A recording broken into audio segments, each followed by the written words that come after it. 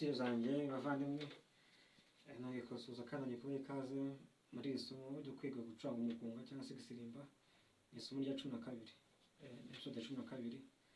Rero nawe ugeze kuri iri somo ari bwo bwa mbere, urusaba gukurikira andi masomo yose kugira ngo ugere kuri iriho tugezeho nyine mu gucuranga.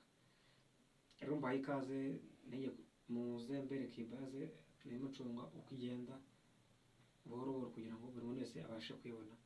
Karibu sana. Tugeze muri ka kanya rero mba mbere kuko narimo ngenda baze ariko narimo ncuranga. Kabiri kuri left ni nacuranga nifuje kubereka uyu munsi kugira ngo tudevelope akaboko kacu k'ibumoso. Narimo ngenda ngo just rimwe isanzwe irango urimo urayibona rimwe isanzwe mucuranga ngo kuna kambere ka kabiri tugera muri D sharp F muri kubibona neza.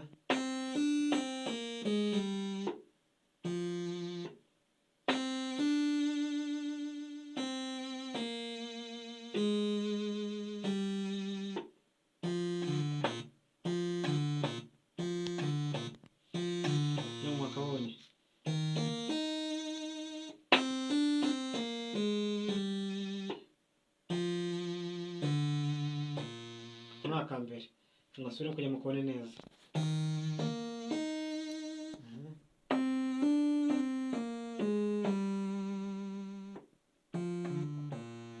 Kakaba karanya uhiraho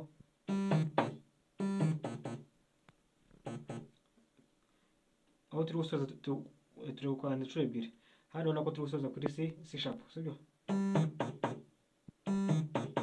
Kubyumva? Kakabiri kavamo 4 cyangwa se yes ni 4 cyangwa se B.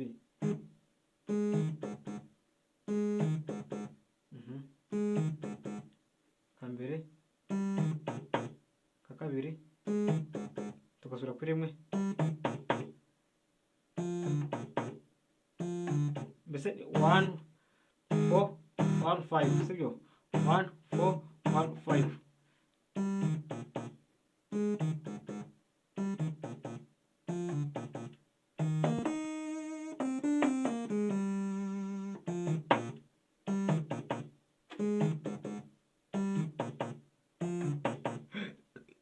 Left, sorry, right twemo ducuranga 1 4 1 5.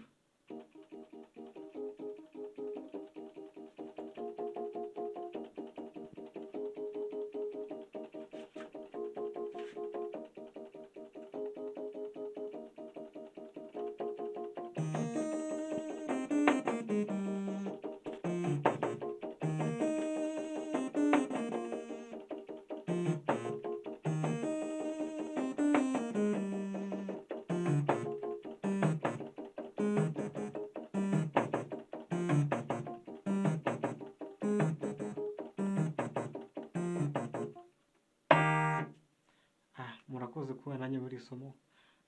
Asante sana kabisa. Imana ibahe umugisha. Abantu mutarakora subscribe mubikore, share, like, comment. Imana ibahe umugisha.